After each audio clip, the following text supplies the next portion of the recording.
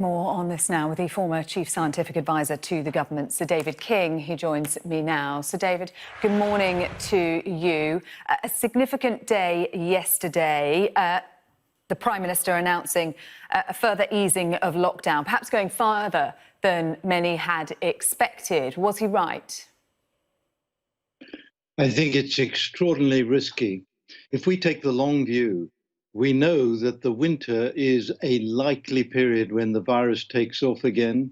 We must therefore aim to completely get rid of the virus from this country before the winter. And if we move too quickly, which is what I think is being proposed here, the risk of running into a second wave becomes very significant. We have done such a good job in this country, we, the public, in staying at home. If we could only be a little more patient, we still see 1,000 at least new cases a day in this country. And I don't think there's anyone who can believe from the scientific point of view that this is a wise move. We really need to get the number of infections down, and we must have a find, test, trace, isolate, and support system. A find system means you find every new case. A test system means you test every new case with the virus.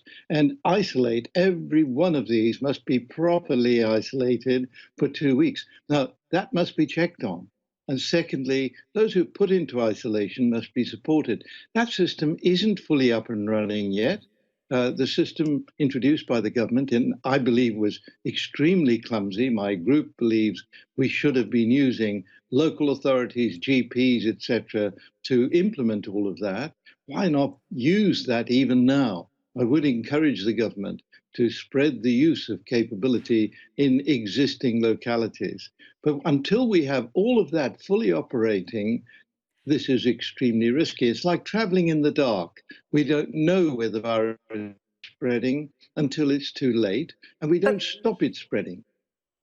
But the government has got to weigh up the economic implications as well. We've had one of the longest lockdowns. The infection rate is shrinking at between 2 and 4% each day. The R number is below 1. How long can you really feasibly expect people to stay at home, to stay away from work, businesses to be closed, without causing even greater damage? In terms of the development of this epidemic, we went into lockdown much later than every other country, except one or two where the virus is taking off very crudely right now. The reason it's taking us longer to come out of lockdown is simply because we had a much greater infectivity rate in the population. And if we follow Germany and Spain and Italy in coming out of lockdown too quickly, because we see them coming out of lockdown, we will see, or we risk severely seeing another wave. If I just take, for example, Spain, they came out of lockdown when there were no deaths per day for 7 days in a row. Now, that's really a good measure of when you're getting it under control. We are still seeing a large number of weekly deaths in this country. And I'm afraid the signs are that the infectivity rate in the country may already even be going up. So I think there is a real problem, and I fully understand. But from an economic point of view, as well, we need to get this pandemic over with as quickly as possible. The last thing to do is to risk losing that. Now, of course, I'm interested. Sorry, Sir David, I'm conscious that we are a bit short of time and I do want to get through a lot with you. I'm interested in your perspective as a former Chief Scientific Advisor. Looking at that news conference yesterday, the Prime Minister standing there alongside Patrick Vallance and Chris Whitty, the body language between them. How comfortable do you think the scientific advisors were with the moves announced yesterday, and what will have been going on behind the scenes? I don't believe there's any difference of opinion on this issue between independent SAGE that I'm currently chairing and the SAGE group. The SAGE scientists are themselves signing. So do you think the Prime Minister went against the will of his scientists? I think this is definitely a political decision. And of course, in the end, the scientists are there to give advice and political decisions are made. But let me stress again, the economics point in exactly the same way. It's not as if the economists should be saying, come on, guys, stop the lockdown, let's get back to business, without knowing that we can get this under control. Everyone must see that the sooner we get it under control, the sooner we get the economy back up and running, the sooner we get schools, offices, shops, restaurants, pubs, etc. open. But I tell you what I'm really worried about, and this is what every scientist is worried about. Around the whole world, 97% of what's called super spreading events occur indoors. And if we're saying we're going to open up restaurants and in particular pubs, I think that's where the big risk lies. Because we all know two things. One is the pubs do get quite crowded. Now, they will try to keep to even the 1 meter rule.